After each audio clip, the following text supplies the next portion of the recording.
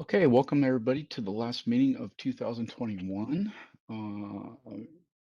Dr. Judy Manzi, the president, is going to be in and out of patient care. So the vice president, Darlene Elliott, is going to be running the meeting. Darlene. Good morning, everybody. Let's go ahead and get a call to order. And if I can ask Kathy to do the roll call to establish the quorum. Thank you, Darlene. Good morning, this is Kathy, and we will start. Judy Manzi. Good morning, everyone. Thanks, Darlene, for doing this. Okay, here. Darlene, obviously you're here. Maria Cadenas. Present. Thank you. Dr. Carolyn McAloon.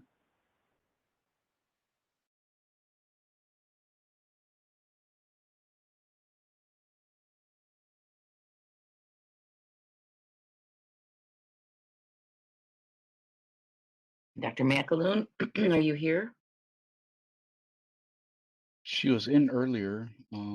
This is the moderator for our board members who are using the call-in feature. You'll need to click *6 on your device to unmute. Here we go. Can you hear me now? Yes, we can hear you. Fantastic. So I hit #6. Now I'm like, why can't they hear me? It's *6. I am here. Thank you. Thank you, Karen. Dr. Michael Zapp.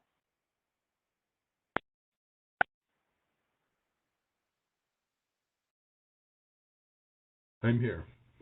Thank you, Michael. Dr. Daniel Lee. Present. Thank you. You have a quorum. How do we know when we're muted and when we're not?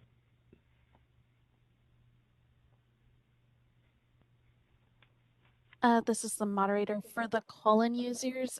You'll just have to keep clicking *6 to mute and unmute. I'm unsure if WebEx gives you a verbal announcement or not, if it tells you if you're muted or unmuted. Does it automatically mute us after a time, or are we unmuted until we mute ourselves? You are unmuted until you mute yourself again. Or I can mute you.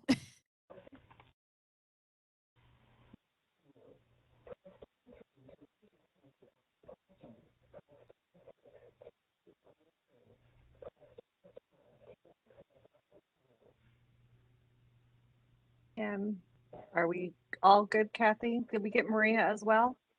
Yes, we have a quorum. Everybody is present. Perfect. Thank you so much. Mm-hmm. Well, we'll go ahead and start the next item is the President's welcome. I know Judy Manzi is with us for a short time. I don't know if she wants to add anything to the President's welcome, but I would just like to say this is our last meeting of the year.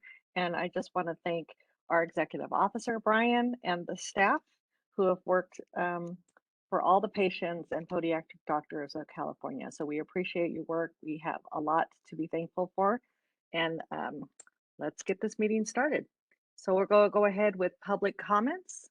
And the board may not discuss or take any action or any matter raised during this public section, except to decide whether to place this matter on the agenda of a future meeting.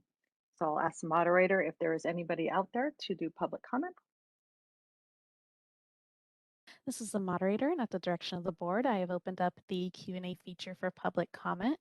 Members of the public, if you would like to make a comment for items not on the agenda, please click that Q&A icon located at the bottom right-hand corner of your WebEx screen. I'll go ahead and pause a moment to allow the public time to access the Q&A panel and submit their requests.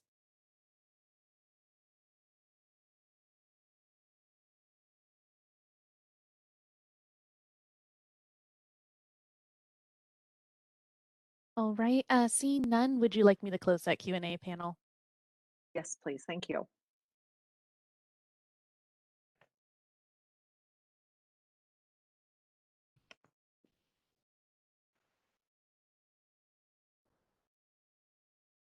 We ready to move on to the next one? Panel close or? All righty. So item up next is review and approve September 17th, 2021 board meeting minutes. If I believe everybody has received the agenda and the minutes. If I could get a motion. This is McAloon. I move that we accept and approve the minutes from the September 17th board meeting. Thank you. Second. All right, seeing that we have a motion and a second, I will. And that We need second a was call. from Dr. Lee. Dr. Lee, yes. Mhm. And do I need to call for the vote, or can we do an all Yes. aye? Okay, Mhm. call for the vote. Kathy? Okay, Dr. Manzi,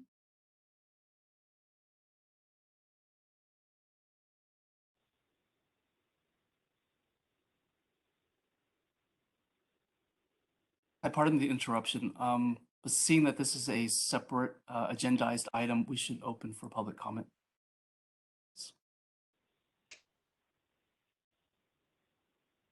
Okay, I will ask the moderator to go ahead and open for public comment. This is the moderator, and at the direction of the board, I've opened up the Q&A feature for public comment. Members of the public, if you would like to make a comment on this item, please click that Q&A icon located at the bottom right-hand corner of your WebEx screen. I'll pause a moment to allow the public time to access the Q&A panel and submit their requests.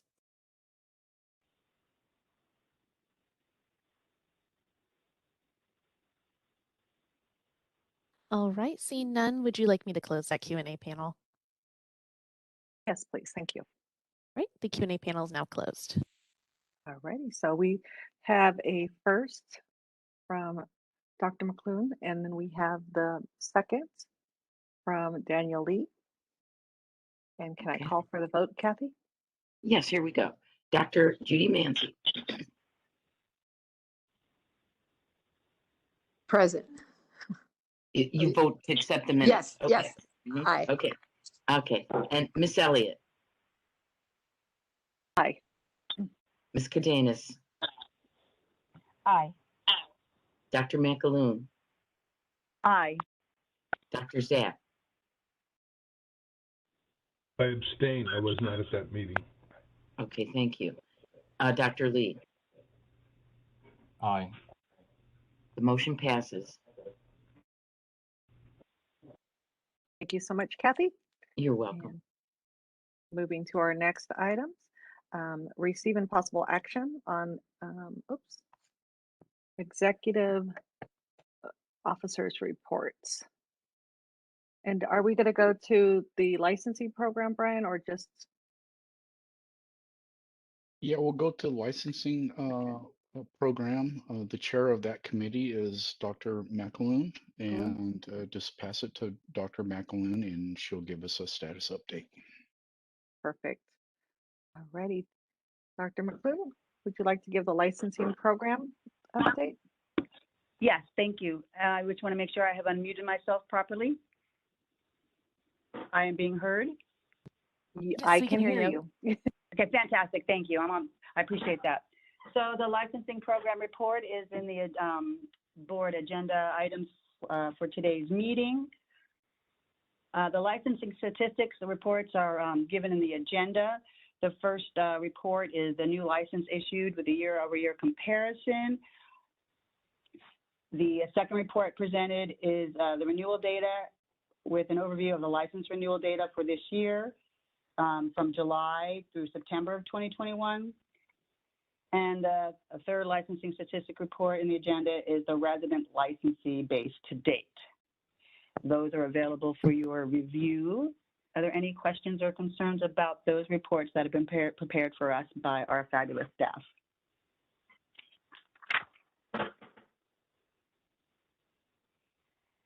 Hearing none, the next item is the Breeze update. The Breeze maintenance and operations was passed and put into production in September. This put the duplicate license transaction online for resident and permanent licenses so that the licensees can now submit the application for a duplicate pocket license or their large wall certificate through their Breeze account. The third item on our agenda is an update on the joint task force of the orthopedic podiatric surgeons and podiatric surgeons. I'm not sure if our non-professional members are aware of this item. I refer you to this resource for where I'm getting information, which is the Federation of Podiatric Medical Boards, and the items that are posted on their website. The Joint Task Force was formed in 2018. This is organizations from the Orthopedic and Podiatry Associations to seeking to improve the standardization process for assessing podiatric medical students and residents. And one of those items is evaluating the possibility of podiatrists taking the USMLE. And so the Joint Task Force endorsed a white paper which addresses the goal of equivalency in education pathways and certification. So the board should be aware of this and looking at the website if they need more details. The Federation of Podiatric Medical Boards put together a very nice web page about this on their website, which is fpmb.org. And that gives you news, media, and historical context for this issue. The most recent update is that the United States Medical Licensing Examination, USMLE, did receive a request for DPMs to take the USMLE, and October 19th, 2021, they responded with a letter respectfully declining that request. So I just recommend if you need more information or to educate yourself about this national licensing issue, that you visit the Federation of Podiatric Medical Boards website. They've done a nice job of tracking that. The last item on the licensing program is the quarterly timeline. I am scrolling down to look at that myself. And there it is, the calendar for us board members. The next event on that calendar for us is the committee meetings on February 9th. That's the licensing program report for today. Are there any questions, comments, or concerns? Thank you so much. And are there any board members wishing to ask any questions?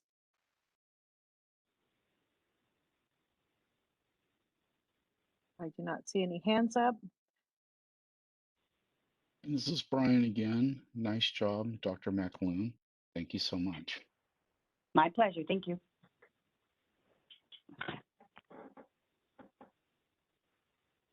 And this is for receive and file, or do we need to take a vote on this one?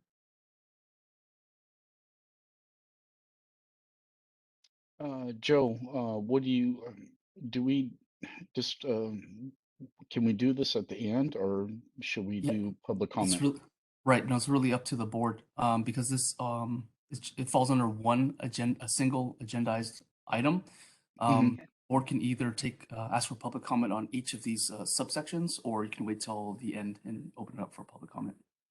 And no motion is necessary unless the board is going to take action on any one of these. But I didn't hear that. Right. And I think our only action is going to be down in the executive thing for picking the dates and times of committee and board dates. Perfect. So we'll just keep moving forward and take public comment at the end and then call for the vote. Right. Perfect. Thank you. So we'll move on to enforcement program. Update and possible action. Marie Cardenas, are you available? Hi, everybody. Thanks, Darlene. Thank you. For the enforcement program report, I would like to ask Bethany from the staff if she could summarize the report provided in the docket.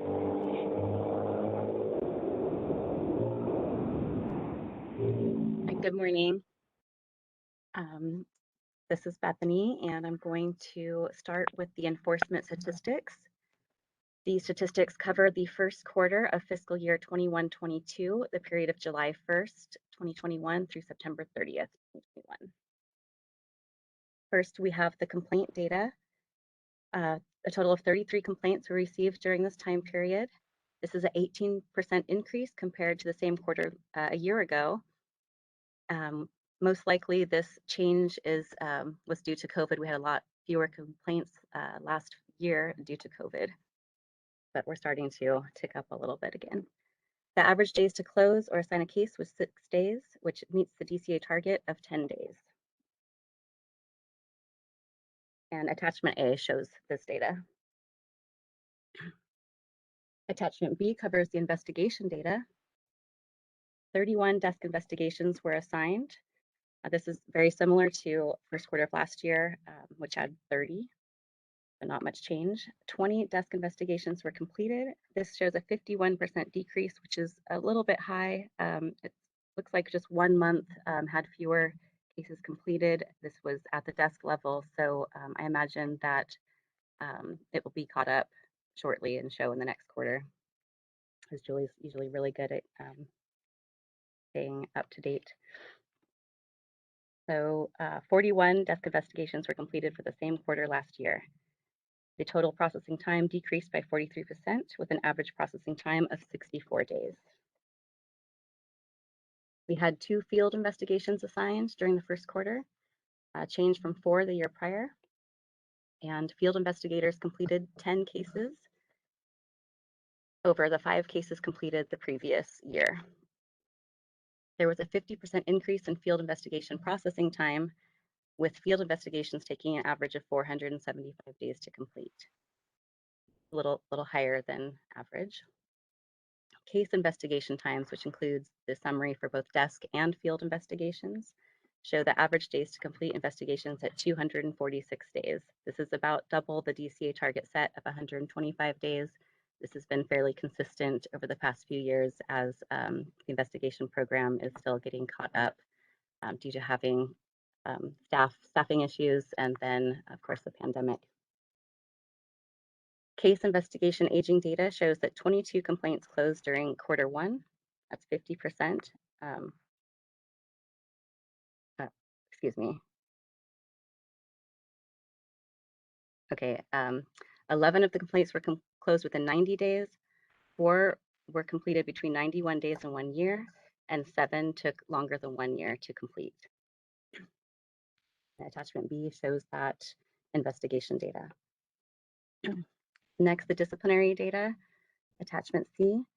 4 discipline cases were initiated during the first quarter. That's a 43% decrease over the same period last year when we had 7. 0 final orders went into effect this quarter compared to 3 final orders the first quarter of last fiscal year. No citations were issued this quarter. The probation program also saw no changes during the first quarter. We have 7 licensees on probation at this time at the end of quarter 1. The total enforcement statistics is the accumulation of those 3 categories, complaint, investigation, and disciplinary data, and just shows the first quarter. So there's no changes to the data we've already reviewed in attachments A through C, as it only includes the first quarter. Next report will include the completion of 2 quarters. And moving on to attachment E, which is the Attorney General case aging data. This shows information received through October 28th, 2021, which is when I received the report from them.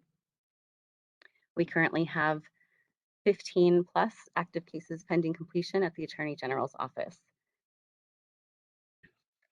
Some cases may not yet show up on their report if they were recently submitted.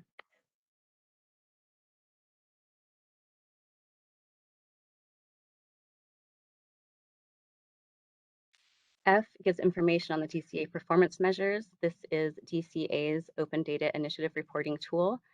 The website link is attached, and it allows the public to search complaint, investigation, and disciplinary performance measure statistics, and provides the data in a variety of charts and graphs. Historical data prior to fiscal years 16-17 can also be found at the website listed there. Are there any questions from the board regarding the statistical portion of the report?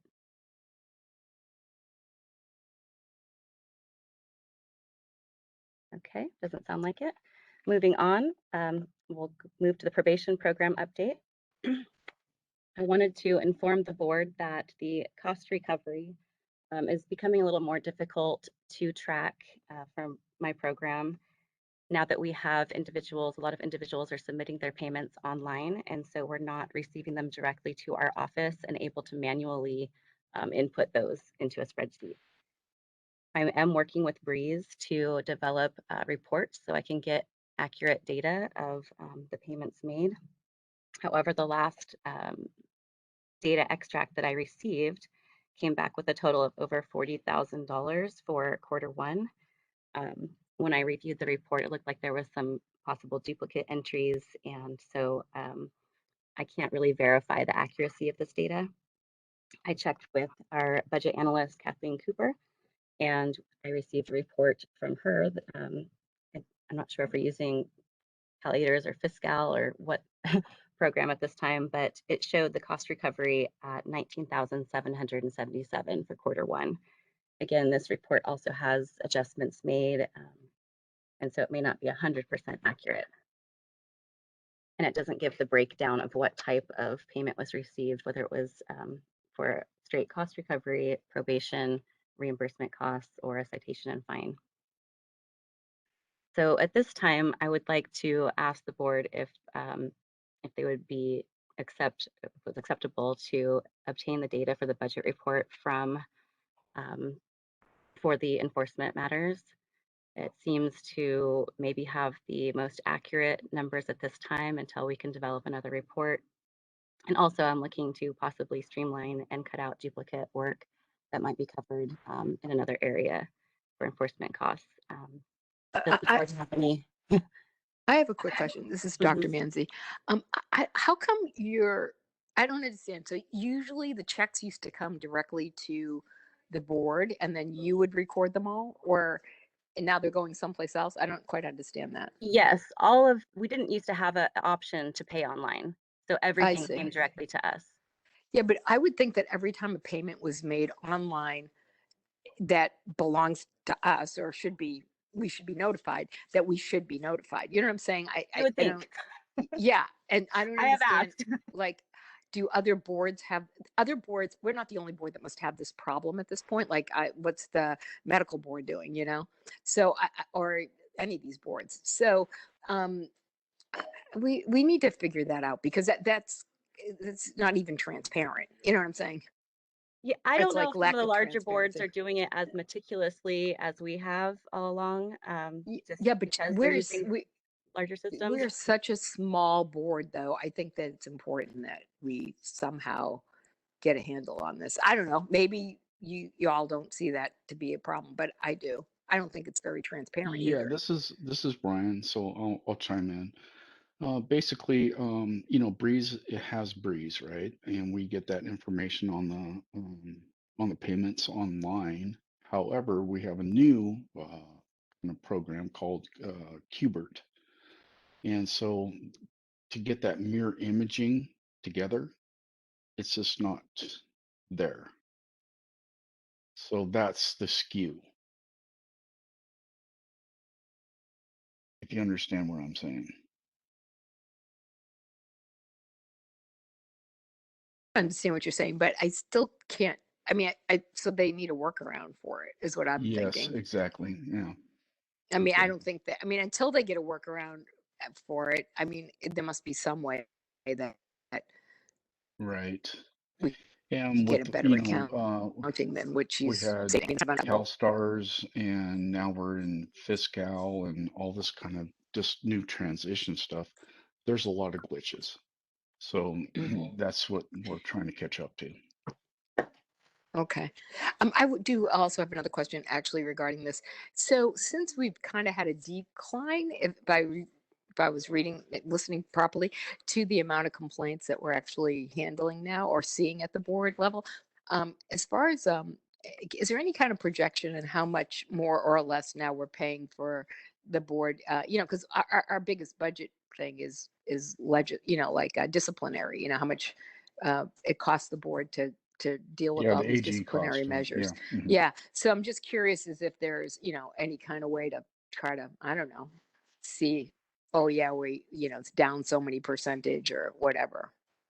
Although I'm sure all those costs have gone up also just because, Yeah. but I think, Judy, that the difficulty is that from an enforcement standpoint, we might not have that many complaints, but if we get a complaint that's significant time consuming to the AG, we're still going to have those costs. So I think it's hard to budget or even project accurately. But I do understand Bethany's request for some flexibility while they figure out the alignment of data, and also our board interest in having a clear eye on what's happening considering our budget size. Mm-hmm.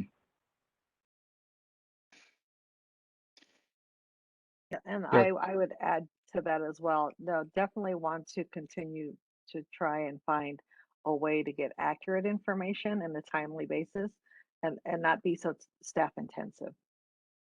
right. Well, anything doing with enforcement, we can't predict the future, right? We don't know what's going to come next. So, yeah, you're going out in orbit there, and whatever comes down, doctors that get in difficult situations, they have a complaint, and the complaint process right now is online.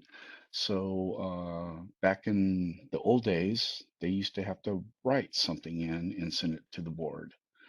So everything is online now, and that's the increase. But there's no way to predict the future of enforcement. We saw a decline over, the first year of COVID, which, was expected, and probably everyone saw those declines. I don't know if that's a trend that's going to continue. And not only that, but maybe it will reduce our costs a little bit at the complaint level with medical board, but the cases that move forward to disciplinary action, that's where the costs go up once it gets to the attorney generals. So I don't know if we're going to see a smaller percentage of cases going to the attorney generals based off that year, but if so, we probably won't even see that for a couple of years when it gets to that point of, action. From the time the complaint, came in to be referred to the attorney general's discipline. If that makes Bethany, sense. a quick question. Yeah, no, that makes sense. And I apologize because I don't know how to do the hand raise motion on the phone, but can you have a sense of when do you think we might be able to get more accurate data on a time frame? Are you thinking 6 months, 3 months? Just because in terms of your recommendation, I'm wondering if it's a simple staff directive to do what you requested, but for a limited time while the data alignment takes place. But it'd be good to have a time frame versus a permanent change on the reporting structure. I don't know if other board members feel the same. Well, I'm working with Breeze right now. They said they're going to continue working with the report to try and work out any bugs that out of the original one that was created. So I guess I just need to meet with them again and see where we're at with that. It could be something that could be fixed by the next report potentially. Other options are also to try and get our individuals that are paying cost recovery to just report that to us and continue to remind them to give us the information, even though they've made the payment. The system at this time isn't notifying me directly when that happens. So I have to, look up each individual. And then I won't know, sometimes if someone's paying from a prior case, it's so the report, having an accurate report is definitely the best way to give an accurate report to you. And Bethany or Brian, if you want to chime in, my concern is this something that the board maybe needs to write an email to just so that we have clarification from Breeze themselves that they're, and for them to give us a timeline so they know how important this is to us?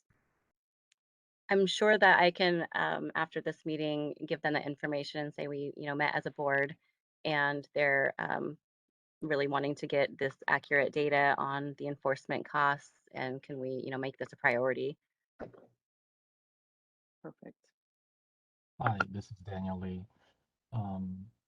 For the accounting of the receivables for any other recovery and the costs incurred afterwards that were not being informed, is there perhaps a communication way in which if they get a report or recovery or cost as a input or money coming in, that they can generate perhaps a, maybe we can assign a general inbox for us, PMBC, and it automatically comes to that. And then we can somehow keep track of it as long as they CC that to us. Would that be okay? I believe that I asked this before. It's been some time, but I asked if there was a way for me to receive notifications of any payments that came in. And at the time, there was not. I don't know if they've been able to make any system upgrades since then to have that capability, but that would be the best way, is to just be notified each time enforcement cost came in. We wouldn't want every licensing cost, notification. Would be too much, but I definitely will inquire about this again with the Breeze team, and it would be very helpful, for myself, for sure, for the tracking of the payments made, to have this available. Bethany, I think I guess I would just say we don't need a formal motion, but it'd be good to get an update on that staff conversation at the next enforcement committee, and then the enforcement committee can come back with any motion recommendations later on at a future meeting. If that'd be my suggestion. Okay, no problem. I can do that. I agree with that suggestion. Yes, definitely going back to committee. Okay, well, are there any other questions then regarding the probation cost recovery issues?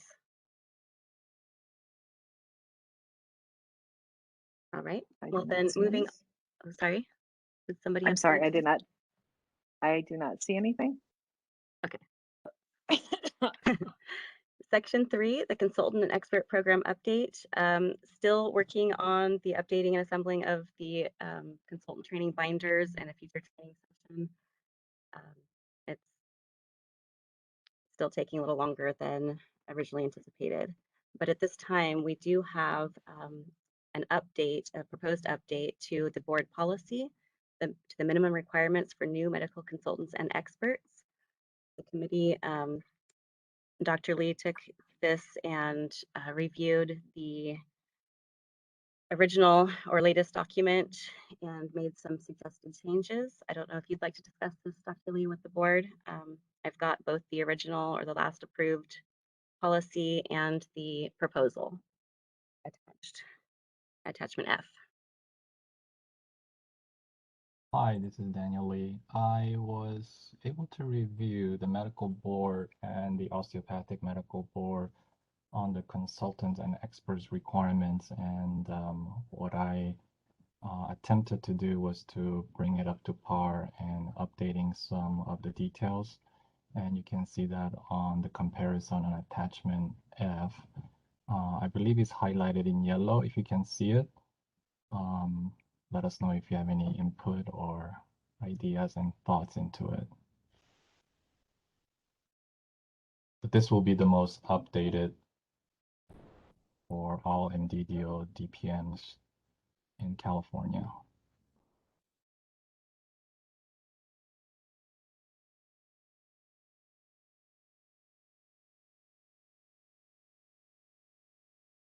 And Maria, do you have a comment on that as well? No, I think that can you guys hear me? Yeah. Okay. I just want to thank Dr. Lee for the work and diligence in updating this. I think it puts us at a position of ensuring the really the quality of experts for consumer protection role. And if there's any comments or additional suggestions, or if there is no additional comments or suggestions, I would like to move to adopt the amended qualification.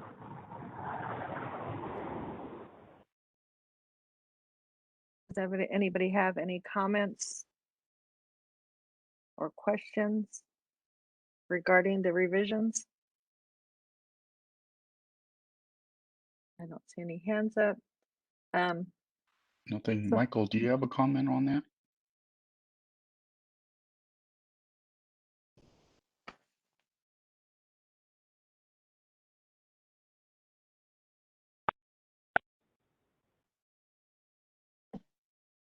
Try Try six, it man. again. One more time. You were almost there.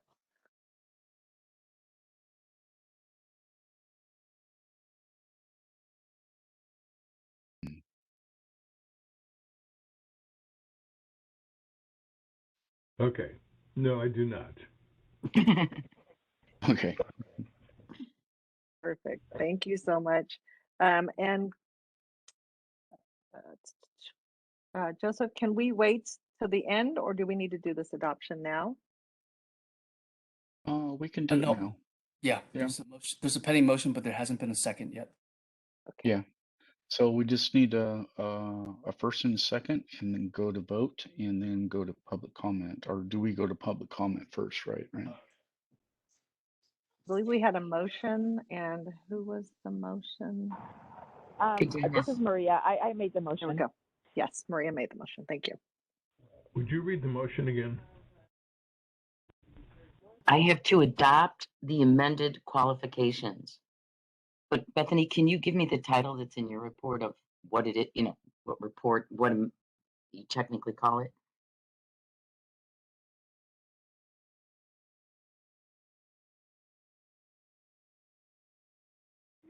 Kathleen, it's to adopt the amended minimum requirements for new medical consultants and experts. Okay. I was taking a minute to try and find that. Thank you.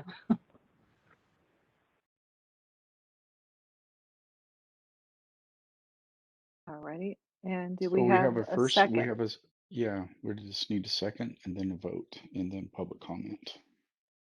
I think we take public comment before we vote, correct? Yeah. Yeah. This is Dr. Manzi. I second that motion. Thank you. Thank you, Dr. Manzi. And can we go ahead and open it up for public comment?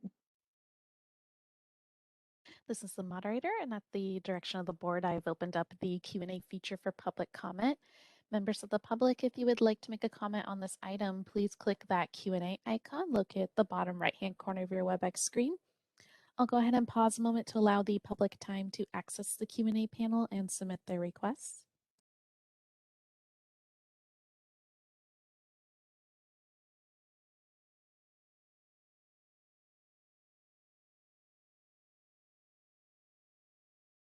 All right, seeing none, would you like me to close that Q&A panel? Yes, please. All right, the Q&A panel is closed.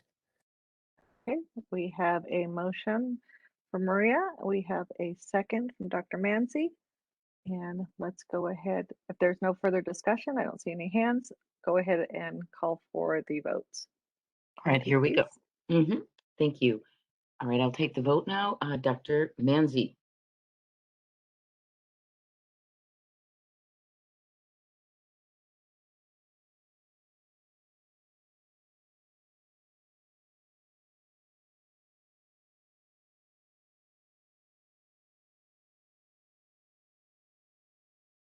Dr. Manzi? We'll come back, okay? She might need to, or maybe she's left. Is she still here? Okay. We'll go. Yeah. I don't see her, so she might have left. This is the moderator. She's still logged into the WebEx meeting, but she could have stepped away since she was doing surgery earlier. Yeah, exactly. Okay. All right, I'll need some advice on how to record this. I'm sorry, Okay. I'm back. What was the question? Well, we're It's just taking the vote on the. A vote. Yes. I vote yes. Okay, thank you. Yep. Miss Elliott? Yes. Dr. McAloon? Yes. Miss Cadenas? Yes. Dr. Zapp? Yes. Dr. Lee? Yes. Thank you. Unanimous. Thank you very Okay. much, Kathy. You're welcome. And I'd just like Okay. to chime in and say thank you for the enforcement committee, Maria being the chair and Daniel on the side. And thank you, Dr. Lee, for all your work on this. Yes, thank you, Dr. Lee. We appreciate when our board jumps in. So thank you very much again. And is that the end of the enforcement? You're welcome. It's always a teamwork. Awesome. That does conclude the enforcement report, unless there are further questions. I don't see any hands, so we will move forward with legislative regulation program, and Dr. Zapp is Thank you the very chair. much. We've had some good news at the end of the year. Kathleen, are you there? I am here. Can you go over some of those? Yes, I will. As you all know, we've been looking at, in the end of the legislative cycle this year, 6 bills. And the most important are the first and the last that are listed on my report. One is from the Senate and one is from the Assembly. The most important is SB 806, the Healing Arts Bill, which was approved by the governor on 10/7. So it's official. Our sunset has extended our existence up until 2026, which is great. It's a long, they're giving us a little extra time there. And the bill that went through with the technical changes and all the statutory improvements narrowed down to the fact that doctors of podiatric medicine no longer have a probation status any different than the medical and osteo boards. So it narrowed what must be reported from a DPM should they get caught in some kind of trouble with their license. What it really does, if you read it, is bring it back to health provision. So if someone were to get in trouble on a weekend, maybe, drinking and driving, if it's not related to patient care, the standards of disclosure have now become uniform with other physicians and surgeons. So that was a big one. And that's something I know the board wanted for many years. So Brian and the people he worked with were successful in getting that in.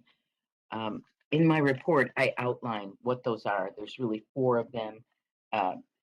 Sexual abuse, drug or alcohol, any other criminal conviction, but all these are related to the patient safety or health, and inappropriate prescribing. Those are the ones that will still require all of those disclosure requirements, and very difficult to have a good practice, I think, if you were doing that, if you were having to send written notice to any potential patients and all your existing patients. But there still is reporting requirements. I don't want to lead anyone listening from the public to believe they're not. It's just all related to patient care. Okay, so the next bill, and if anyone has any comments on the sunset, Brian, if you want to add anything, or anyone else, now would be the time. Okay. The Insulin Affordability Act, AB 97, was held under submission in late August. We may see that again. The licensure for military spouses, AB 107, not a big thing for us. We have some military, a handful, but not like other boards. So although we know we have to accelerate applications of military spouses, it hasn't been something that's really affected us on a daily, monthly, or yearly basis. The Medi-Cal Podiatric Services, AB 278, that will also go to next year. It was unable to continue, and that stopped in June. So we're expecting to see that again. A successful bill was AB 356, the fluoroscopy temporary permit, which was approved by the governor on 10/4. So that allows for someone who's qualified to operate or supervise a fluoroscopy X-ray machine. And the last one, which we are getting calls from members, our licensee base and other stakeholders on this, and that is dentists, podiatrists, clinical laboratories, and vaccines, which was approved by the governor on 10/8. And so with the proper training, a DPM will be able to provide vaccinations for COVID-19, and they will also get credit toward their continuing education. They do have to go through the vaccine training that's provided by the CDC, Centers for Disease Control. But other than that, it doesn't sound like there's too many hurdles to overcome before you can become a vaccine provider. The actual language of the statute is included in my report.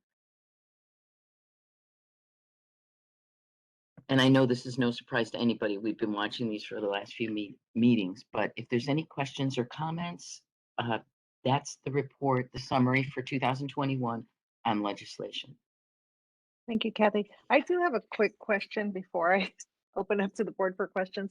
How will the tracking of their certification, will it be just entered into the larger system for their training for COVID shots?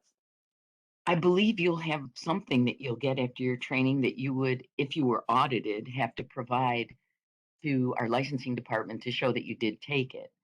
Other than that, I mean, maybe when you go to order the influenza or something, you know, they may ask for some things, but it's Okay. beyond our licensing. It's really just a continuing education not a requirement, but option for someone if they want to include that with their education. We're not licensing them to give these. Right. Yeah. Okay. Okay. Thank you for the clarification. Okay. And there should be a new statute. It's going to come right after 2472, our scope statute. This should become, I believe it's going to be 2473. Okay. Okay. So as far as regulation, the last part of the report, this year we did succeed in completing all of the requirements for the suspension, revocation of a certificate to practice, which basically is our regulations to implement AB 2138, which was about existing felonies prior to application for licensure. So that succeeded in August.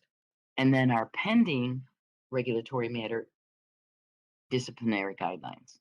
And we'll be working on that in 22. That is the conclusion of the regulatory report.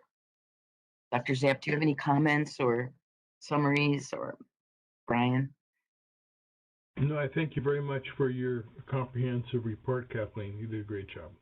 Oh, thank you so much. Anything from you, Brian? There we go. I'm unmuted now. I was talking. Yeah, no, thanks, Kath. You did a very good job, and thank you to the board. We got a lot accomplished this year. Definitely during a pandemic situation, right? So thank you for all your support, and we'll see what the future brings on. Okay. Well, thank you, Kathy. I appreciate your updates, and also on all the work that staff did on the sunset review. So thank you so much. Welcome. On behalf of everybody, you're welcome. It's nice to know that we're not going to be reviewed again until 26. Exactly. Exactly.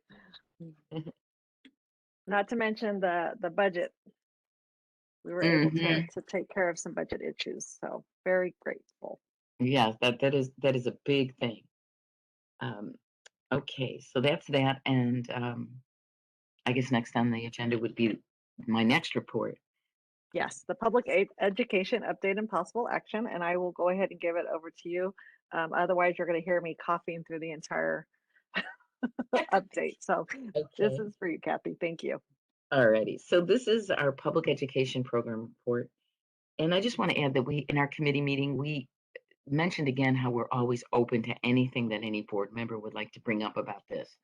Because you're so in touch with patients and the public, how we reach out to them and try to help educate them, you know, is dependent really on people telling us what's going on. So the first thing I'll talk about is footnotes, which we've talked about many times. And our intent for the next edition is or could be modified is to have a little blurb in there about all of our board members with your photo and something you want to say.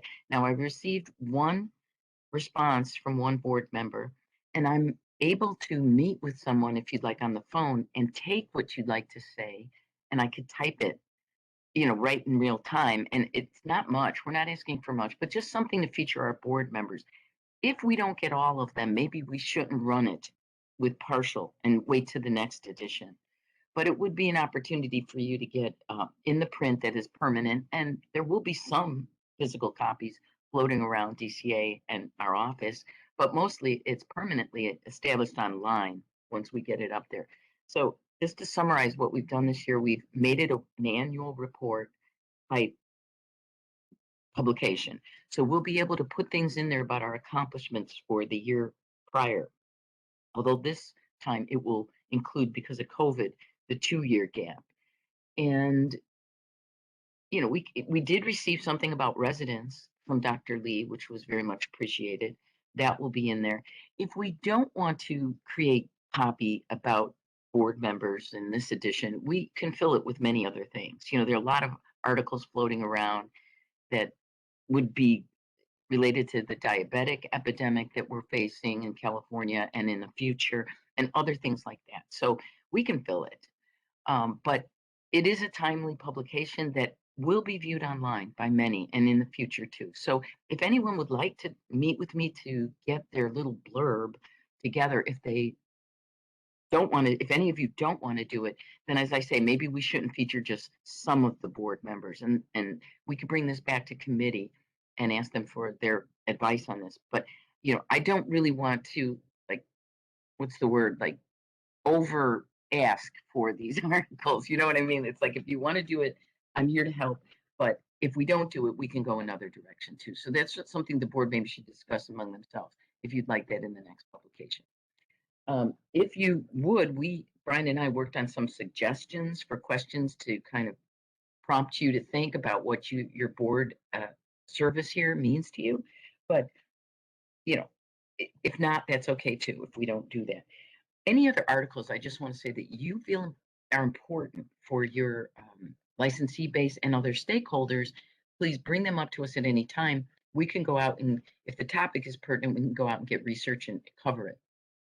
Okay, so right now it's not really done. We don't have the articles, but by the end of the year, and we've moved this deadline now from the end of October to around Thanksgiving to drop dead. If I don't get it before the end of the year, we're going to put, I won't call it filler, but it won't be original from our board. So if anybody would like to submit, I feel like I'm begging here, but I don't mean to beg. If you don't want to do it, that's fine too. But as I say, I'm in the office on Tuesdays. We could schedule a time. It's easier for me to take your data or whatever you'd like to say, print it, have you check it, and then we would have it. So I'm available for that to make it easier. Other than that, articles that we can accept from anyone in the DPM world are, the trends in podiatric medicine, tips and techniques to improve the practice of podiatric medicine, any personal summaries or essays with unique viewpoints or perspective to help patients and licensees understand podiatry. And then, of course, the diabetic focus. There will be something in the newsletter about that.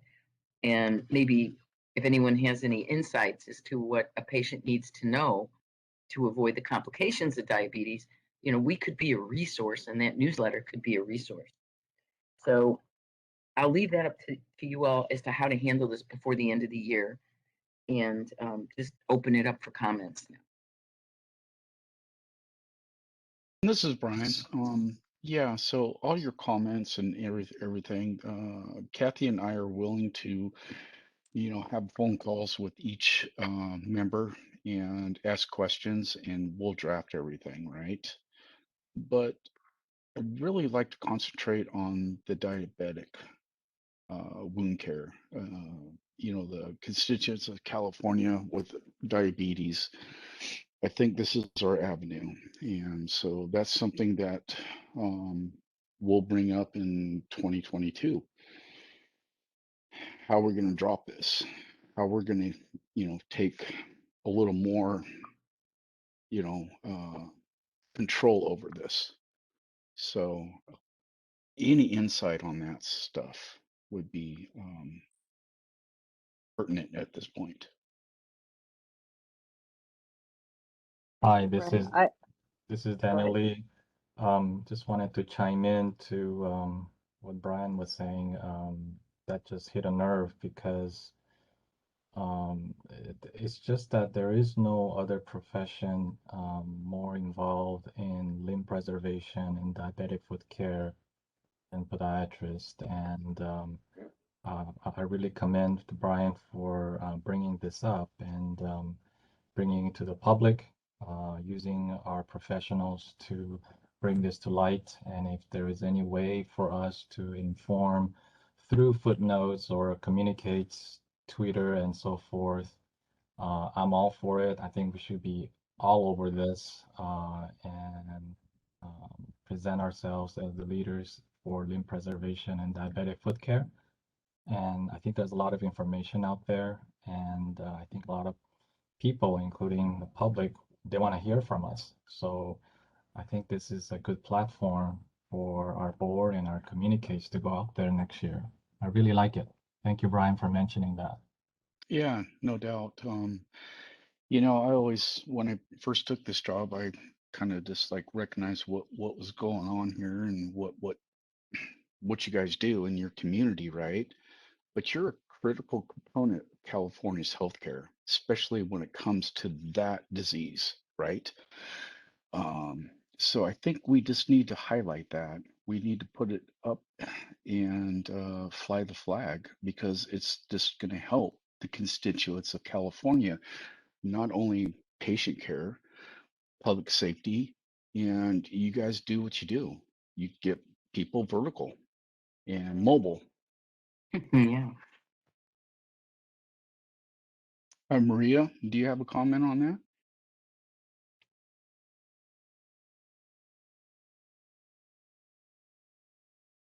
Are you still there? I do not. I do not. I echo the sentiment and importance, especially given the rise of diabetic population in the state and how it disproportionately impacts our rural communities and low-income communities and communities of color. So thank you for bringing that focus in. I think it's important. And yeah, so that's all my comments. Okay, thank you. Thank you, Maria. And I would, again, since I'm the chair of it, go ahead and bring this back to our public education committee of maybe putting together kind of either a marketing plan or an outline of how we want to produce articles. You know, maybe it's the first one of how podiatric doctors and diabetic care go hand in hand, kind of an intro piece, and then kind of work it through there. So if there's any other comments or any supporting documents of anybody who would like to share, would love to hear about it.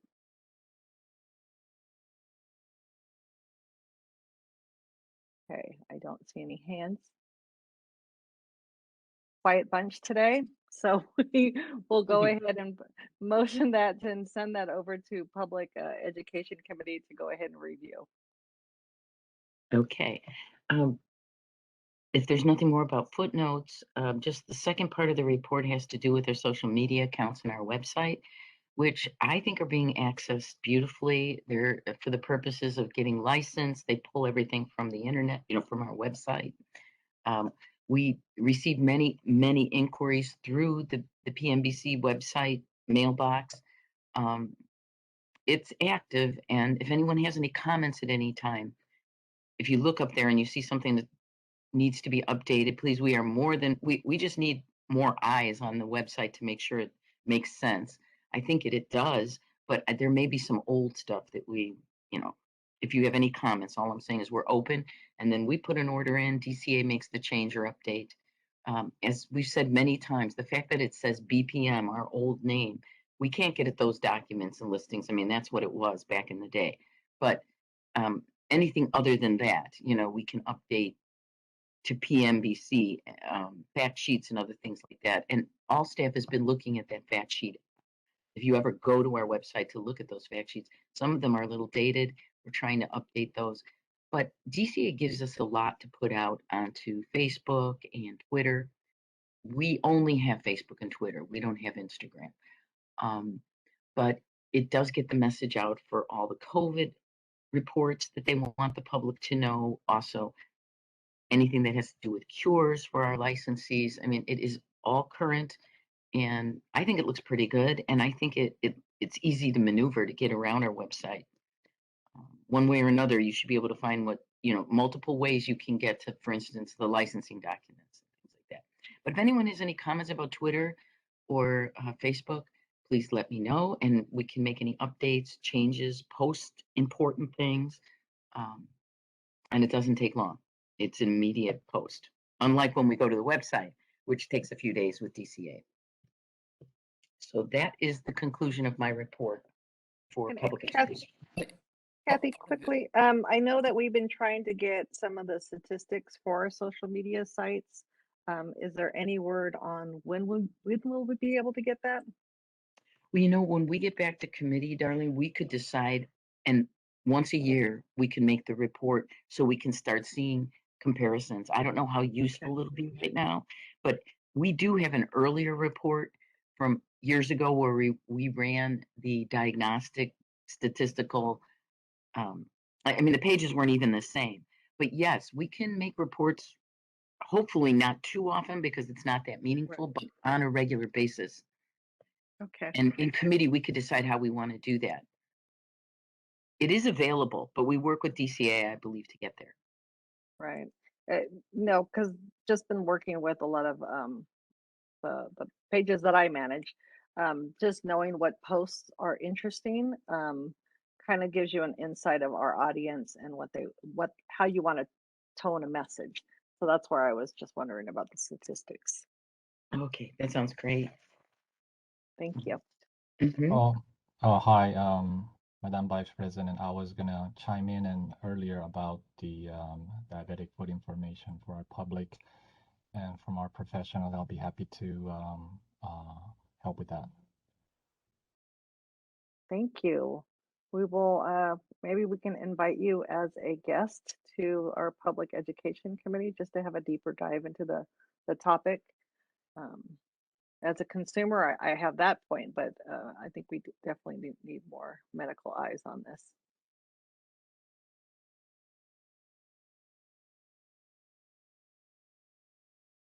So I will ask Brian to see if that is possible.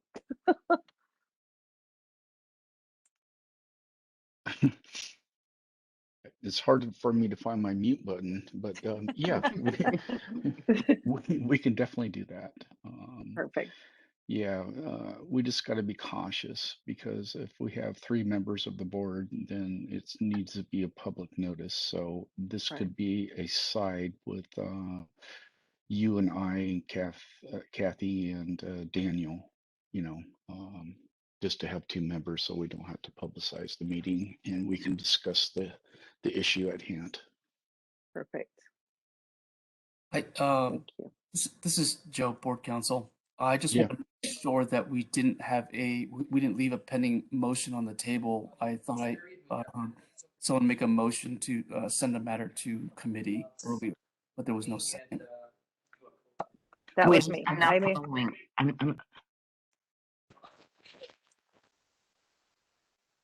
I'm sorry, Kathy, Was what a was motion? I'm sorry, Joe, the motion? Right. I just want to make sure because I think I recall somebody making a motion to send a matter to a committee for something. But we proceeded from there without a second. Didn't leave anything on the table. Okay, thank you. I actually made the motion to send it back to the committee that I chair to review and discuss in detail about the diabetic angle of doing the footnotes. And do we have a second? This Dr. Manzi, I can second that. Okay. All right, thank you, Dr. Manzi. And public then we comment? need to open the public comment, please.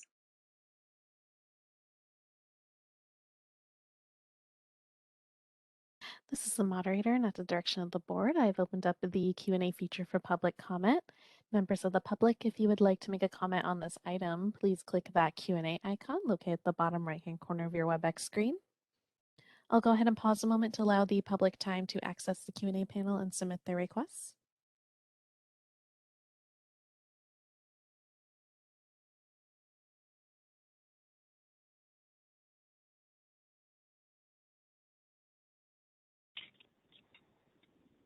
All right, seeing none, would you like me to close that Q&A panel?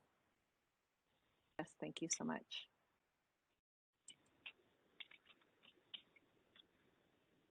And then a roll count for a vote. Okay, here we go. Dr. Manzi. Okay.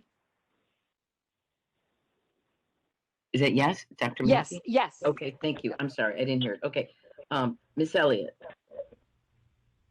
Yes. Maria, Ms. Cadenas, Yes. Dr. McAloon, Yes. Dr. Zach, Yes. Dr. Lee. Yes. Thank you. Unanimous. Thank you so much. Mhm. And now we'll move forward to the executive management update. And I know Dr. Manzi, are you still available for us, or did you want me to go ahead and go through this? You go ahead and do it because I think it's really good practice. Thank you. You're welcome. I think Dr. Manzi doesn't want me to call her 24/7 a day. So, Darlene, you might be next. Oh, okay. All right. And Dr. So, Lee, thank you for all of the phone calls you take from me too. And it's just crazy, crazy world. All right, so here we go.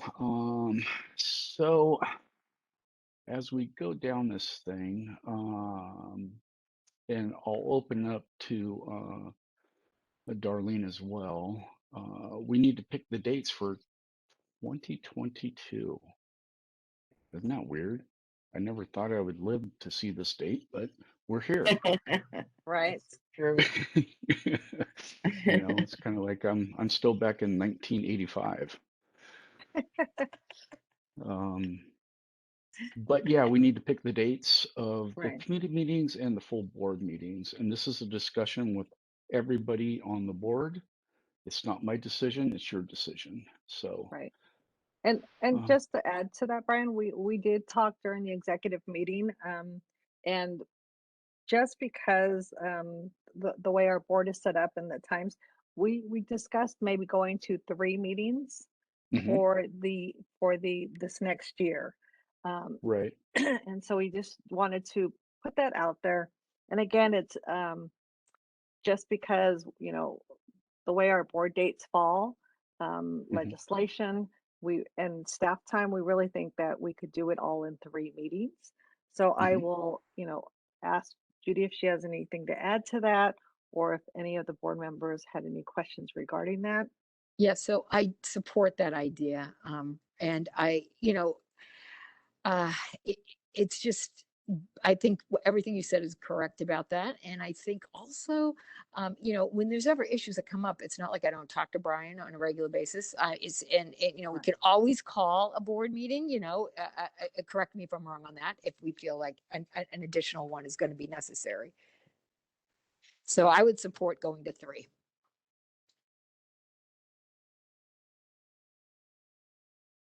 This is Carolyn. I have another question. Are we still mandated to be online versus in person for 2022? Is there any information on that piece?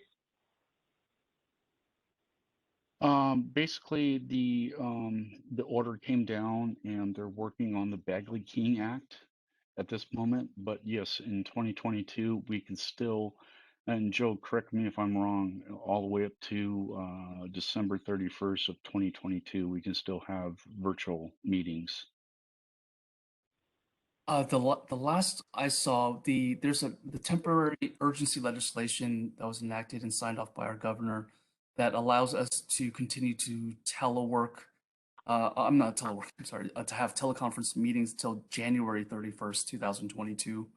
But there's, like you said, they're still working on other legislation and we just don't know how that's going to play out yet.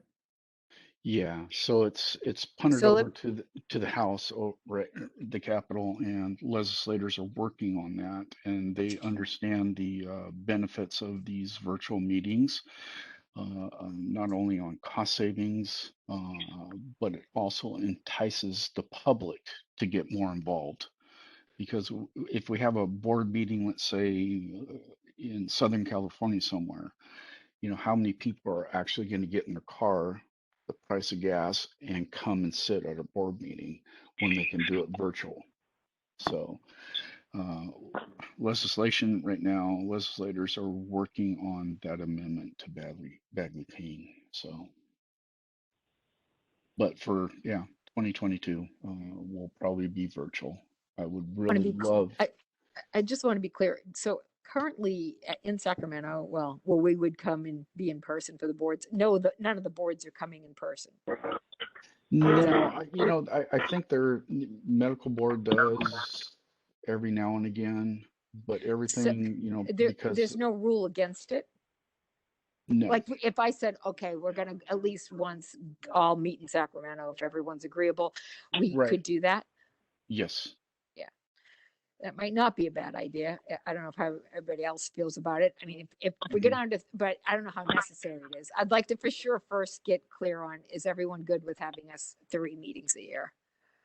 Right. And then we can discuss whether or not we all want to get together at least in person once, at least, something like that.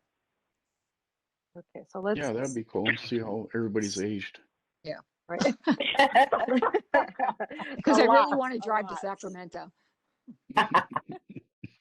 So let's take the first item again of thinking about 3 meetings instead of 4. And if I can get anybody else if anybody has any concerns or questions, and then we can kind of go into the second point. Do we I need a think motion? Maria. Oh, sorry. I'm sorry, go ahead, Maria. Just making a comment. We had this discussion in the past about reducing the number of meetings. At the time, it was related to cost.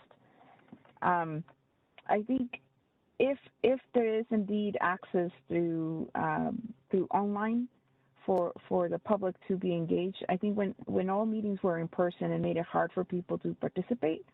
If some meetings were in Sacramento and others in other areas, but if we are looking at online meetings with the possibility of just 1 in person, I would be okay with 3 meetings a year. But I would like to revisit it if that option of online meetings is ever revoked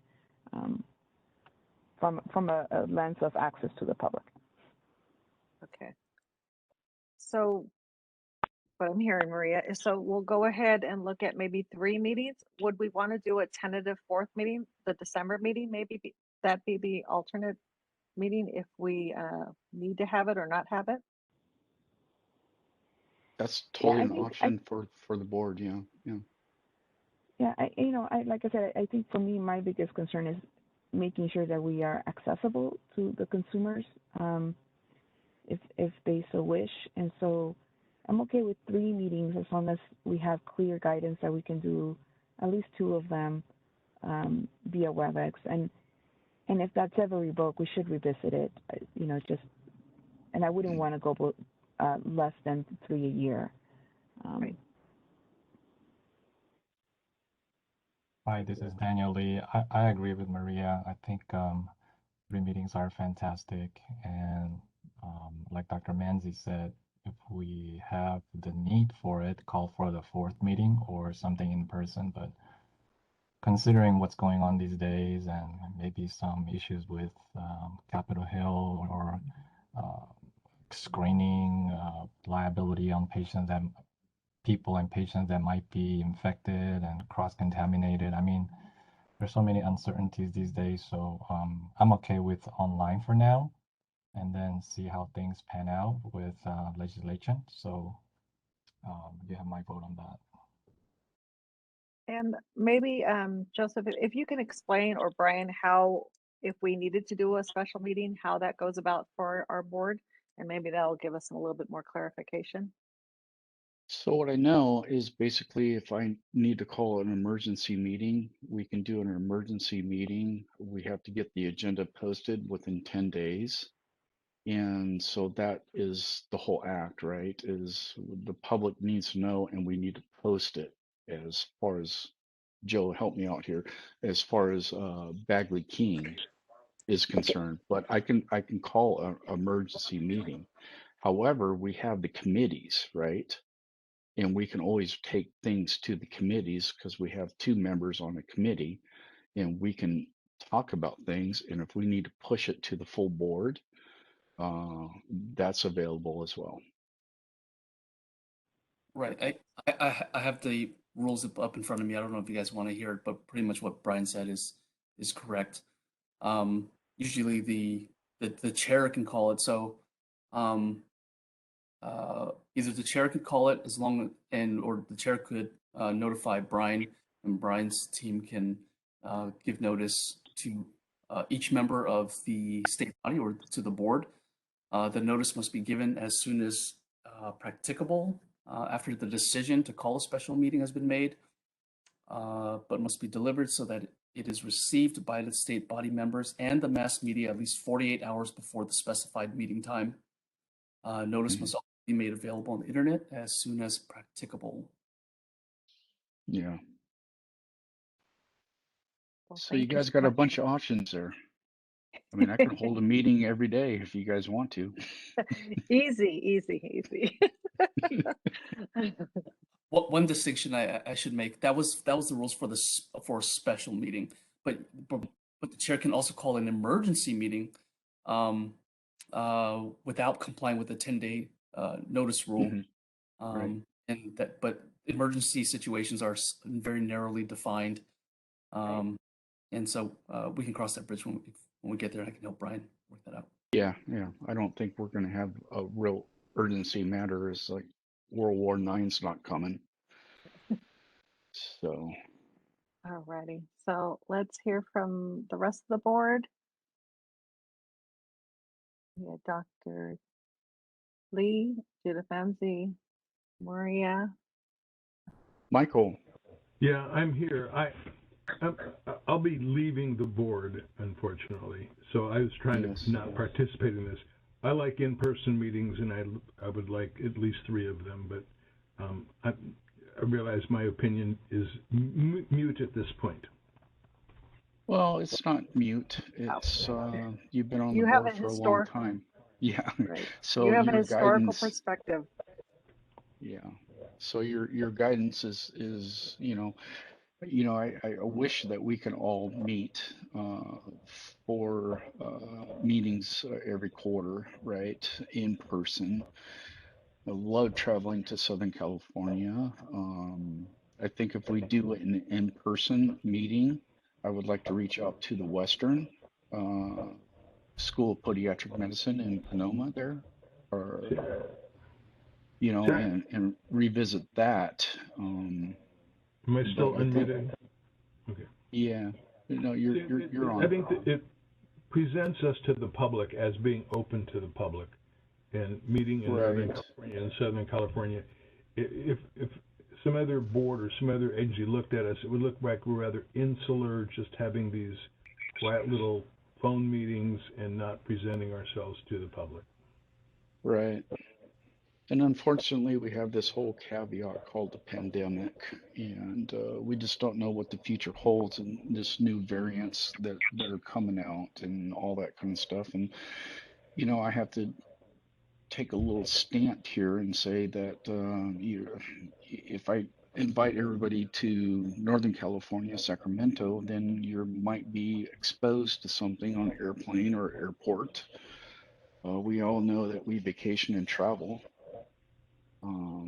But I sure, be cautious. I think that's, I'm not a doctor. You guys are doctors. And I think Dr. Lee will probably chime in on this one. The least exposure we can have as long as we're all healthy, rather than jumping around everywhere. Well, it could be a, what do you call them,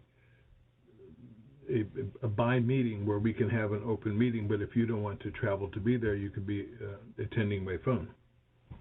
Exactly. Yeah. But no, I definitely miss the camaraderie of seeing everybody, and I think my hair's getting, if whatever hair I have left is getting gray. But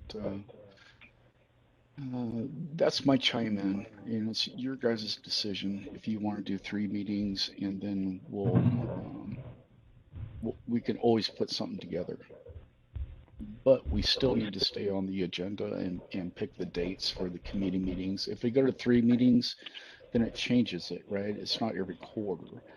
right. I think a good date if we do 3 meetings would be March, June, and somewhere towards the end of October, because that's where, you know, everything's kind of done, legislation wise and all that kind of stuff. So, up to you Yeah. guys. So I think that we should try the 3 meeting, and if it doesn't work out, I would suggest we, you know, revisit this. And I also think I don't want a podiatric medical board meeting to become a super spreader. So I think we should stay, you know, virtual for until we know what's going on with the pandemic. So I would make a motion, if this we needs a motion, to go to 3 meetings for the year of 2022. This is Macklin. I'll second Dr. Manzi's motion. Moderator, can you open up for public comment? Exactly. This is the moderator, and at the direction of the board, I have opened up the Q&A feature for public comment. Members of the public, if you would like to make a comment on this item, please click that Q&A icon located at the bottom right-hand corner of your WebEx screen. I'll go ahead and pause a moment to allow the public time to access the Q&A panel and submit their requests.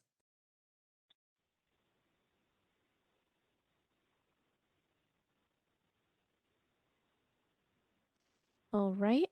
Seeing no requests for public comment, would you like me to close that Q&A panel? Yes, please. Could I have the motion and the makers again? So the movement is who? Judy Manzi made the Okay. motion All right, to go to 3 meetings. per year, but not to identify what the months are, just to go to 3 meetings. Okay. Yes, Correct. And the second? was Dr. Dr. McElwain. McAloon. McAloon. Okay, thank you. All right, and we can call the vote. Okay. Dr. Manzi, Aye. Miss Elliott, Aye. Ms. Cadenas? Aye. Is it, right? Okay. Dr. McAloon, Aye. Dr. Zapp, Aye. Dr. Lee, Aye. unanimous. Okay. So Okay, now, 3 meetings, 3 meetings, and everybody on their attachment has a calendar, right? yes. And so All staff has right. recommended March, June, and October as best dates for our Right. meetings. I think so. Right. That would be correct, Kathy, right? Yes. October and yeah, yeah. Okay. So, And Darlene, what's traditionally, we meet on the first Friday. yes? Okay. Well, I mean, it depends. So this is the complicated part about this whole thing is picking the dates, right? Because we have committee meetings. We would like to set the committee meetings 3 weeks before the full board meeting, because it gets staff enough time to gather the latest data. And about 3 weeks is, I think that's what we've been doing in the past. Okay. So let's look at March. So I March can't. 4th. Let's see here. Well, let's talk about. I wish Andrea was here, because she's really good at this. Hey, honey. Um, I'm in So yeah. if okay, let's look at committee Love you meetings. too, bye. Okay.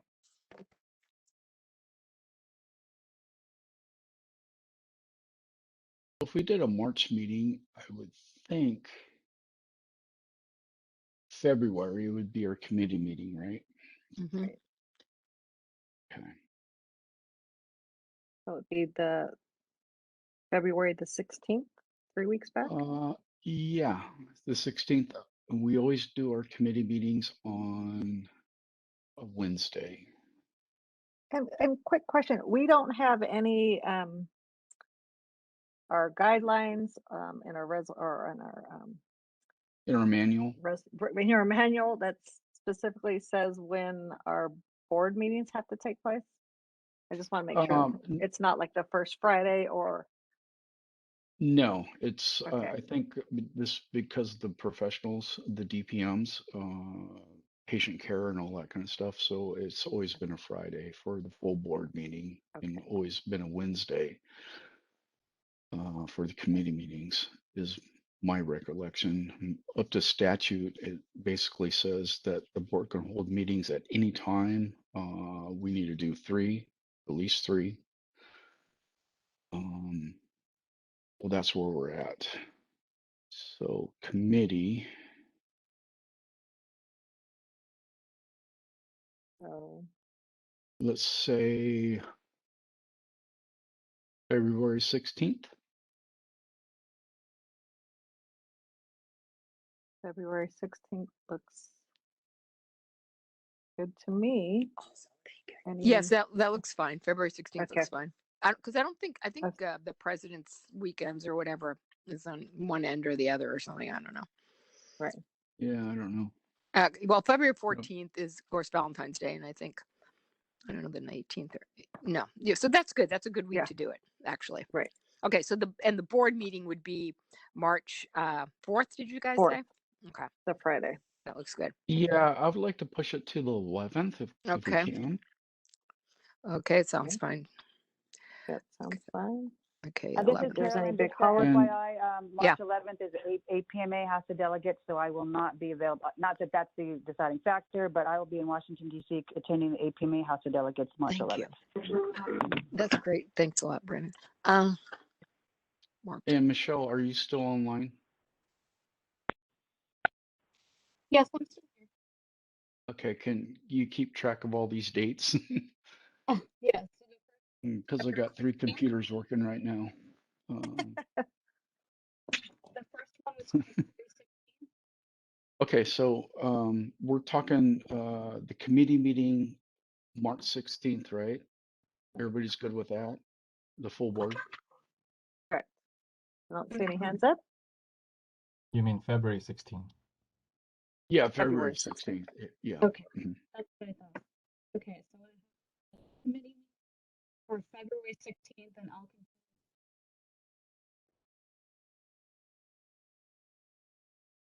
I can barely hear Michelle. Sorry, I said that I have the committee meeting as February 16th, and I'll continue to mark them down as you guys discuss. Thank you. Okay. And so let's go to, and Carolyn, what do you say? March 11th wasn't good because you're going to be in DC? Yes, March 11th, I'll be at the APMA House of Delegates. Not that that's the only deciding factor, but I will be unavailable that day because I'll be attending that meeting. Okay. Do you guys want to do March 18th then? March 18th looks good for me. Board members?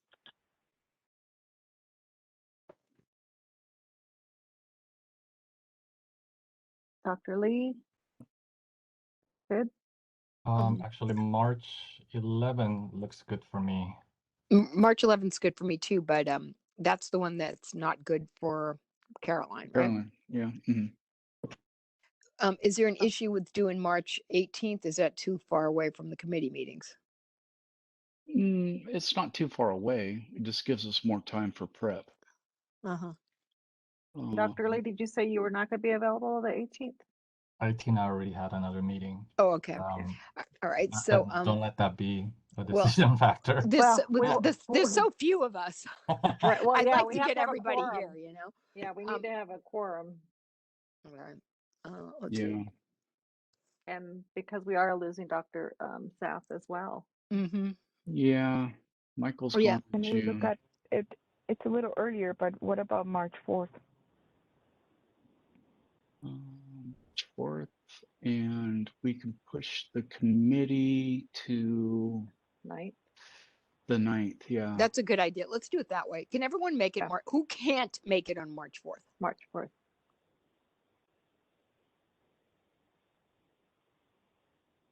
I won't be able to make it on March 4th. I'm sorry.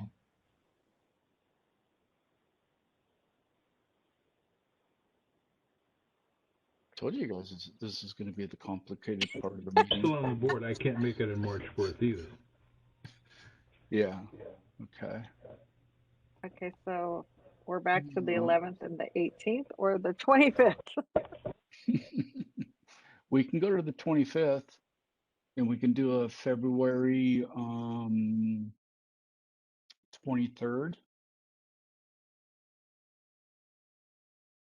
The 25th. Can anyone not make it on March 25th? 25th. I'm scheduled for surgery on the 25th. So can't you do what I'm doing? I'm halfway in and halfway out. I Which know. reminds I don't me, know. I've got- I don't know how you're doing it. What- I already It's scheduled. obviously Judy, not do you a got good your like job. earpiece and you're doing surgery right now and No, doing a right now I'm meeting and eating surgery? lunch, but I'm going back to the OR in about 5 minutes, so I want to I kind of don't like, think I'm as talented Right. as you to do all that. you know, I know Kaiser, that we man. were looking. I know that we were looking at Fridays out of deference to Can we do a different day y'all, than but Friday on a full board meeting? It's up to you guys. Yeah, good. Why don't you do that? That's a good idea. Right. How about the 10th of March? Or will you be traveling, Dr. McClune?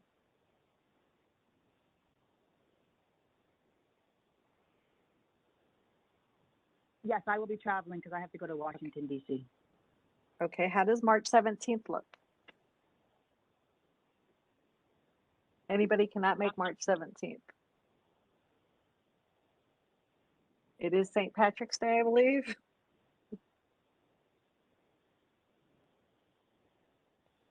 I'll make it from a bar. Right? We can all come together for March 17th. March 17th sounding like a winner? Okay, so Yeah, I before- like that. It's a Thursday. Okay. March 17th. I mean, anything can change here. It doesn't have to be the routine of, Right. That's the right. way the board. Yeah. So you guys can change anything you want. Okay. All right. March So back in the 17th committee date? and then going back up to February to the committees. What would that look like? 23rd If we can Wednesday or leave the it 24th Thursday? I prefer Wednesdays for committee meetings. That's my personal preference. Okay. So let's do the 23rd. Anybody? February the 23rd for committee meetings. Okay. So February the 23rd. Michelle, are you catching what we're chucking to you? Last call. Yes, I'm taking diligent notes. So far, I have the first committee meeting on February the 23rd, and then the next board meeting at March 17th. Right, Perfect. thank you. All right. Let's jam down to June is kind of like a critical moment to have a board meeting because that's when, and we're going to be dropping some bills. Okay. Judy had the board approved the renewal licensing, and Joe and I are working on that right now, and we need to drop that bill.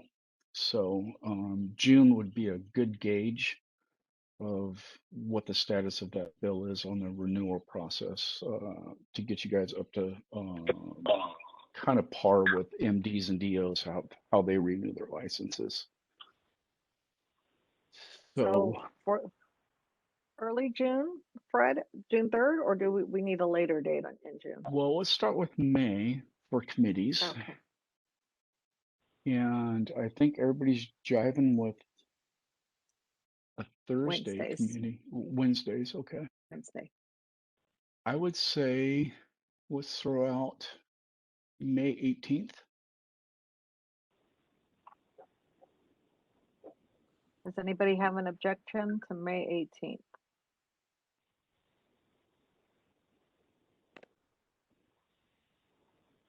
Hearing none, I think May 18th is a winner. Okay, that will be our committee day.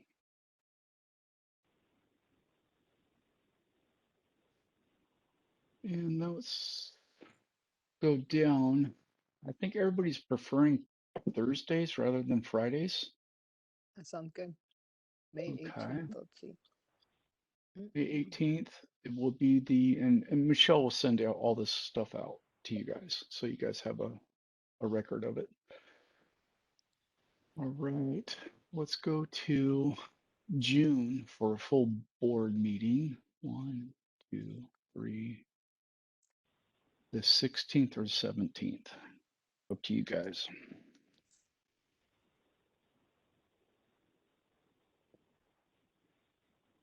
Anybody have any issue with the 16th? Okay. Thursday?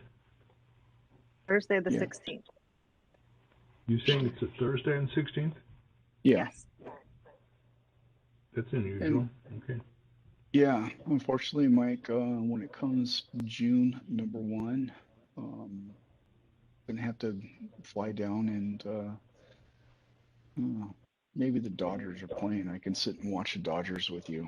It's gonna kill Why me, aren't you but meeting on Friday?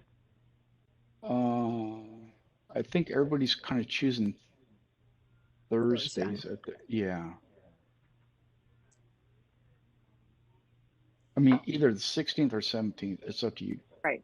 Is there any objections to the 16th or 17th? Are we free on the 17th and we want to stick with the 17th, or do we want to go through Thursday? We should try the Thursday.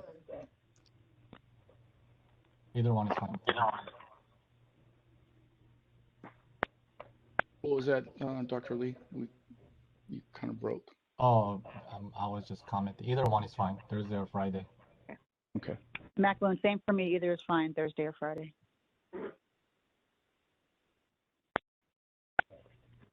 Thursday is my birthday, so it'd be an honor to spend my birthday with you. So I'm okay with Thursday as well.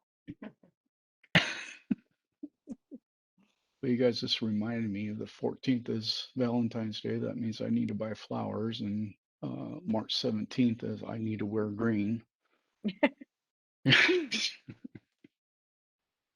Yeah. Consensus? Consensus on Thursday the 16th? Are we good? June 16th. No objections? I don't Nope. see any Let's hands do and it. I don't The hear. 16th. Let's do it. Okay. Okay. Moving on. Let's look at September for a committee meeting.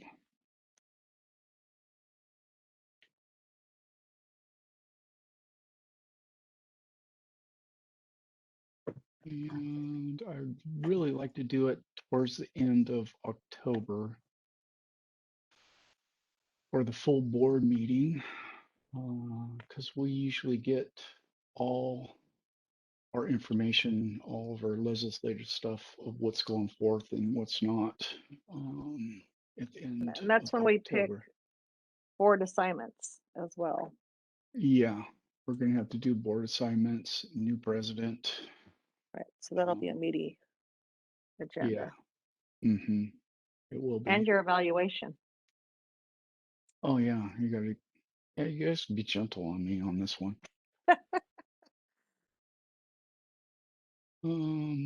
Okay, well, let's look at September for a committee meeting. Wednesday the 21st or September the 21st. Yeah. And then have the board meeting in October. Yeah. Okay. And we're gonna push it down a little bit so we can get more information. All of our budget stuff comes in the first part of October. So we'll have a really good, healthy budget conversation, hopefully.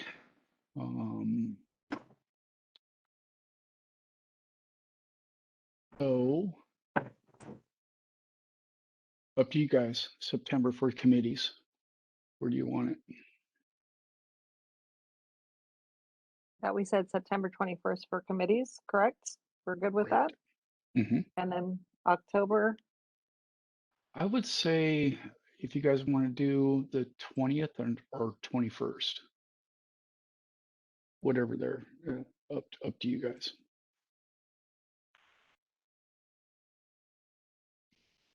Why don't we just stick with that Thursdays and Thursday. do that way, do the 20th, okay? Yeah. Good. I don't see anybody have any objections. Going once. Okay. So Francesca, what that's is- the board meeting on the October 20th, just to confirm that's the board meeting, correct? Correct. Yes. And then the committee meeting was what day in September? September 21st, Wednesday. Thank you. Thank you for repeating that. Thank you. No problem. Michelle, when can you give us a rundown of all the dates? I would love to. So the first committee meeting is going to be February 23rd. The first board meeting is going to be March 17th. The second committee meeting is going to be May 18th. The second board meeting will be June 16th. The third committee meeting will be September 21st.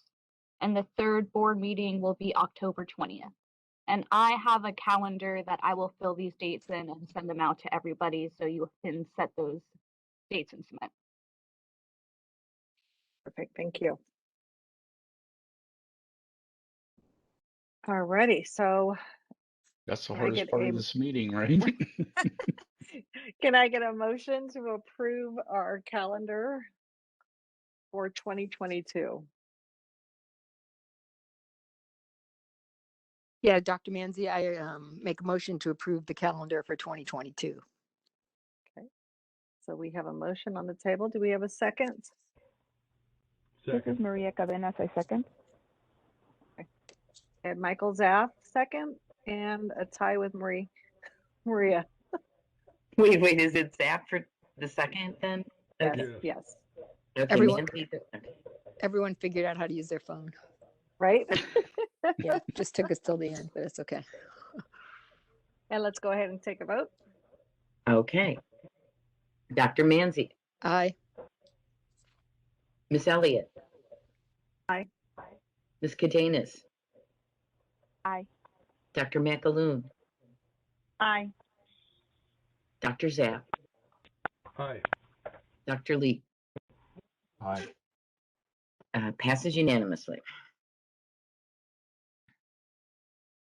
Thank you very much. And when is Dr. Zaff's last meeting? It's going to be, I think, Michael, you Unknown. term out June 1st, right? It'll be March then. They It'll could be March replace me 17th. sooner, though. Yeah. March.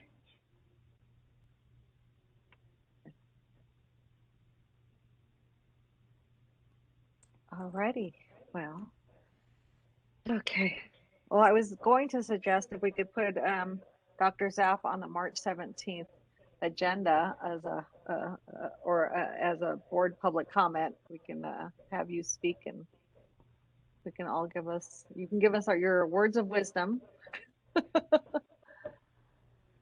Fair enough. Alrighty.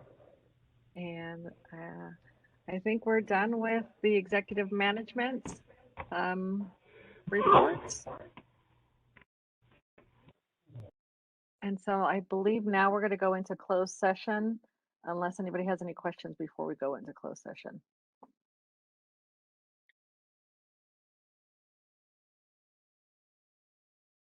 And Joseph, we did vote on all items.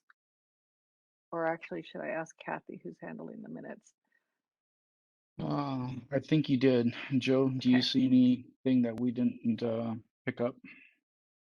No. Okay, Um, perfect. Thank you for double checking. So this portion of our agenda is going into closed session, and this will be the evaluation of our executive officer. Everybody should have the attachments, and I will go ahead and wait for staff to give us instruction on how we go ahead and handle the closed session. All right, this is the moderator. I'll go ahead and get that set up. So give me one moment while I pause the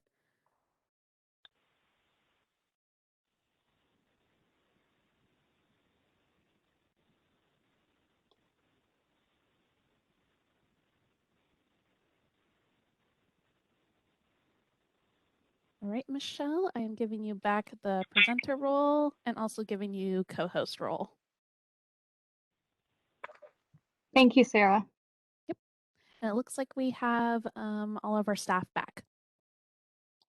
Perfect. Thank you so much. This is Brian. I'm here. Ready. So do we need to do a motion to open the session, or are we already open? I think at this point, we don't have to do a motion. Joe, yeah, are you still there? I'm still here. No motion. We just Just open it back up, right? Yeah. Just reestablish a quorum, perhaps. Right. Kathy, Okay, can so we get a we have a quorum.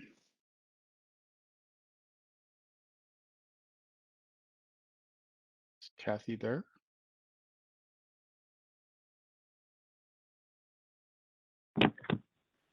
Can you hear me? yes? Yeah, I got you now. Can Okay. you establish a quorum once again? Okay. Here we go. Dr. Manzi? We'll go on. She might come back. Miss Elliott?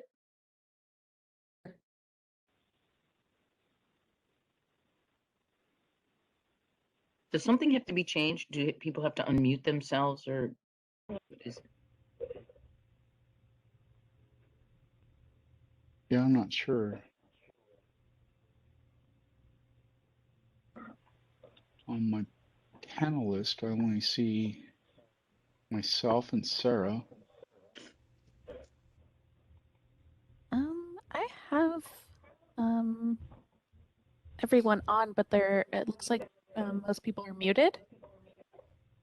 Okay. So those on the phone, I think you hit *6, right? Yeah, *6. And for the others, you just unmute it with the little picture of the microphone. I'll try again. Dr. Manzi? Miss Elliott? Here. Okay, thank you. Miss Cadenas? Here. Miss McAloon, Dr. McAloon, excuse me. No problem, I'm here. Thank you. Dr. Zapp? Here. Thank you. Dr. Lee? Present. Thank you. So I guess Judy left, right? Did she leave? Okay. Yeah, she probably had another surgery or something. So There's still a quorum. okay, perfect. Thank you very So, much. Darlene, go ahead and run this down.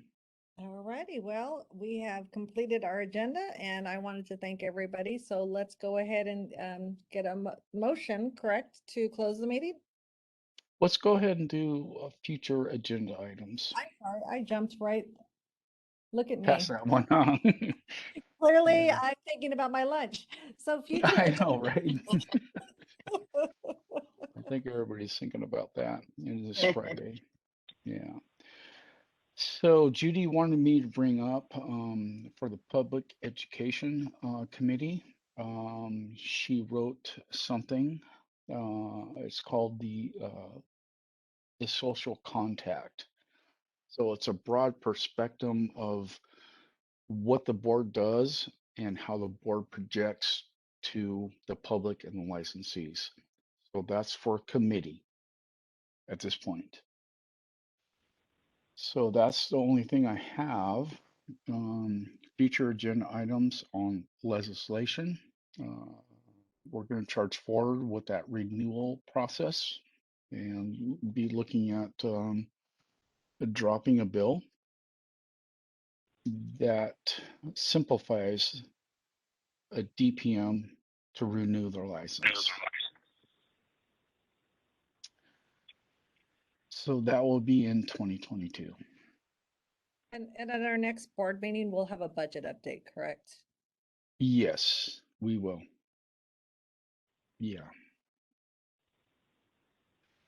Try to give you guys that, you know, 2 times a year. So definitely in March and April, we'll have that, or March and October. And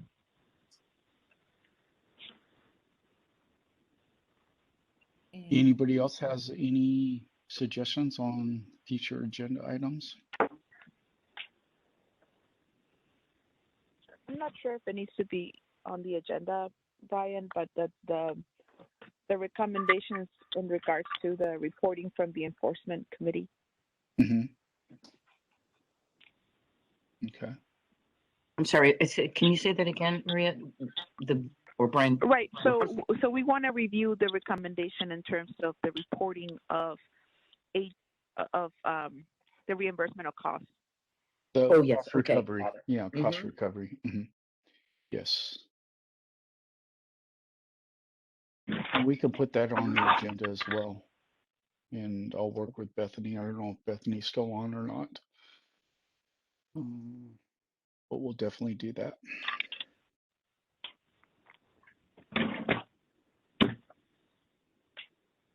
Anybody else? Was there anything else? Yes.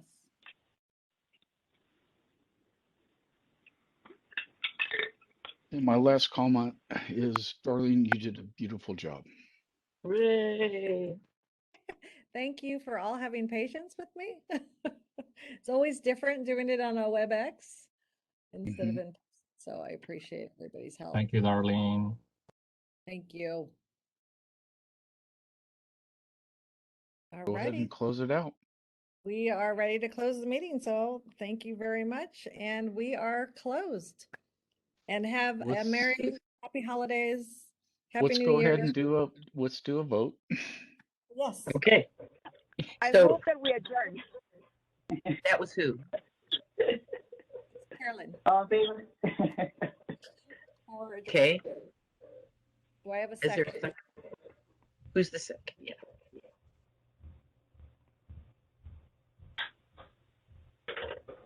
Stomachs? We don't want to adjourn. Second. Is that Darlene second? Darlene. Okay. All right, motion to adjourn. Dr. Manzi? Miss Elliott? Aye. Ms. Cadenas? Aye. Dr. McAloon? Aye. Dr. Zapp? Aye. Dr. Lee? Aye. Motion passes. Righty, thank you very much. And again, happy holidays. Yeah, thank you. Yeah, thanks everybody for what you do and supporting me. So thank you.